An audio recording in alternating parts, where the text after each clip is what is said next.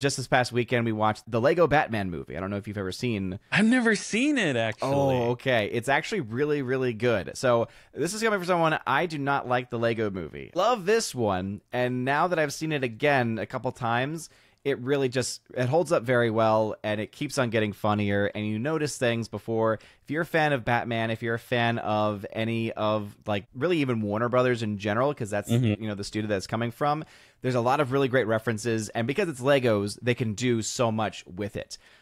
It's something that I think is very, very good for younger kids. My 4.5-year-old, for instance, really loved it a lot, found it very, very funny. But it also has those jokes that go over the kids' heads that the parents are able to enjoy probably a bit more. A lot of great references in there too, right? If you've been into, like, you know, watching the Batman animated series from back in the day, or watching, you know, reading comics, there's a lot of very fun Easter eggs in there, and also fun Easter eggs to basically every live action Batman movie that's ever been made. And this is a film I gave a 75% to, a rad score on the Criticalist scale. That was a score I gave after the first viewing.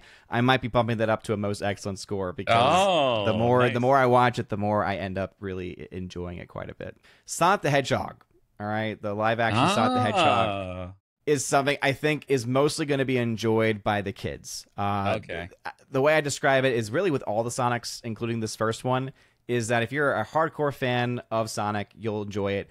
If you're a kid, you'll enjoy it. So it's good because, you know, for parents out there that are looking for something that their kids might enjoy, it's something that you would be able to let them watch. It's also something that won't drive you crazy. So it's not one of those movies where there's something in there that just annoys you and you're just like, oh man, why is my child obsessed with this? So at least it doesn't have that, but it also is one where you're like, oh, that was nice. I hope that you don't want to watch this 1,000 times though, right? It's like maybe once or twice every now and then. It's like Baby Shark. Oh yes, exactly. Please don't ask me to play it again, please. Please don't. We just don't need that again right now. I actually gave this a 60%, so it's still a rad score.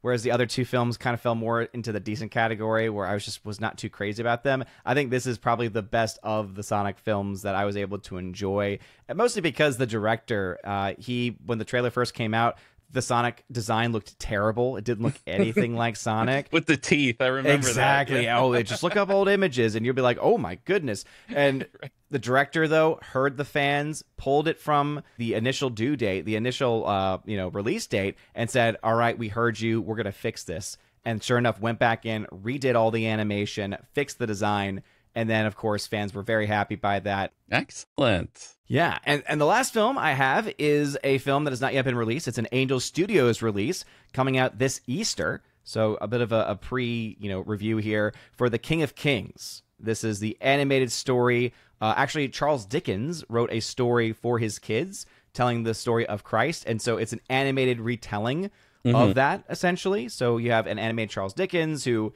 starts off by performing the Christmas Carol, and you find out over the course of this he's trying to teach one of his younger sons, who's a bit rambunctious, the story of the greatest king of all, the King of Kings, of course, Jesus Christ. So it has that typical Angel Studios flair, where it is something that I think not everyone will be able to enjoy. And my critique of it is that this is really for the single age digit kids. So if you have a kid who's maybe in that 3-ish up to maybe 9, I think that there will be some enjoyment to be had by them. It's also, I think, a good introduction for them to the story of Christ that's not too intense.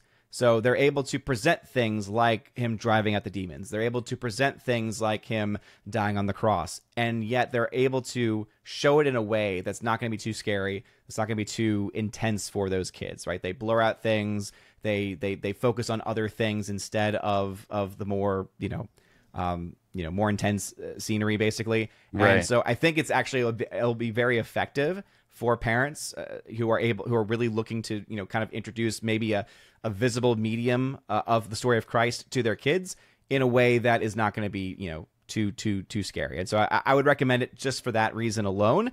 For the adults, I don't know necessarily if they're going to have as much enjoyment with the movie overall, because it unfortunately does fall into that cheesiness.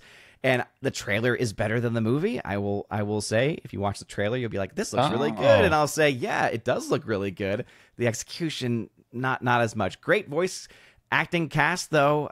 You have Forrest Whitaker is the voice of Peter. You have Oscar Isaac as the voice of Jesus. You have a bunch of other voice actors that are in this too. So you've got that going for it. But ultimately, I would say, again, Easter movie be appropriate to bring the kids to, but probably the single-digit age kids would enjoy it. Anything higher than that, I don't know if they will buy into it nearly as much.